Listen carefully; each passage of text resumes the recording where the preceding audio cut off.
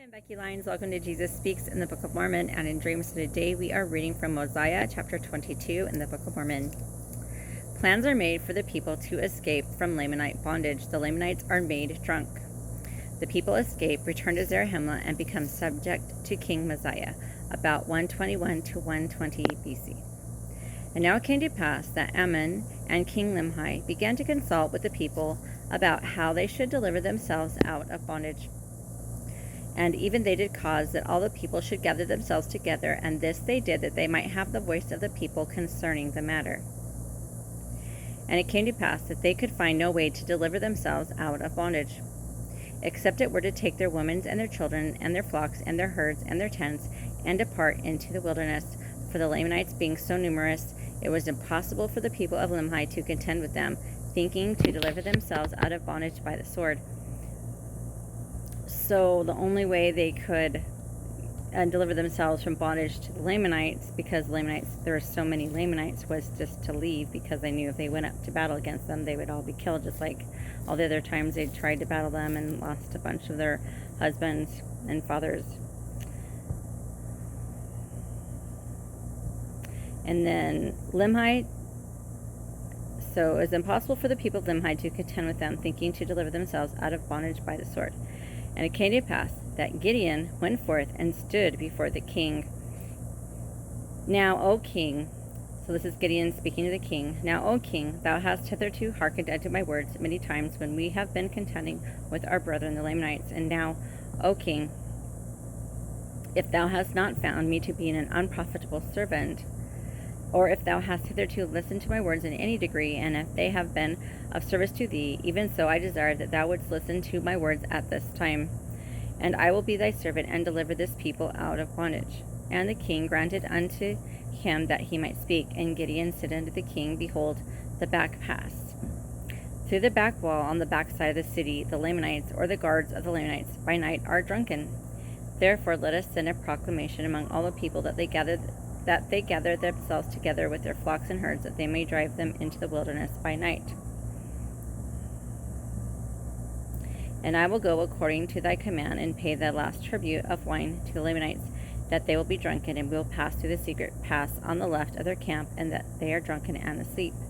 Thus we will depart with our women and our children and our flocks and our herds into the wilderness, and we will travel around the land of Shiloh.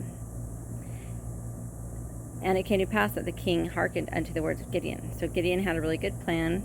So his plan was to give the Lamanites some really strong liquor, and for them to get drunk, so they could all travel through, and all the drunks would be so drunk, all the guards would be so drunk and asleep that they wouldn't notice them all traveling through and escaping to their freedom.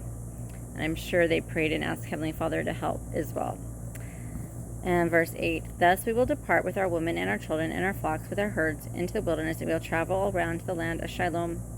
It came to pass that the king hearkened unto the words of Gideon. And King Limhi caused that his people should gather their flocks together, and he sent the tribute of the wine to the Lamanites. So the king sent the wine to the Lamanites to get them drunk, so the people could escape.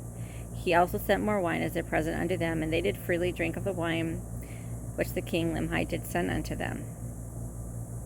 It came to pass that the people of King Limhi did depart by night into the wilderness with their flocks and their herds, and they went round about the land of Shiloh in the wilderness, and bent their course towards the lands of Zarahemla, being led by Ammon and his brethren.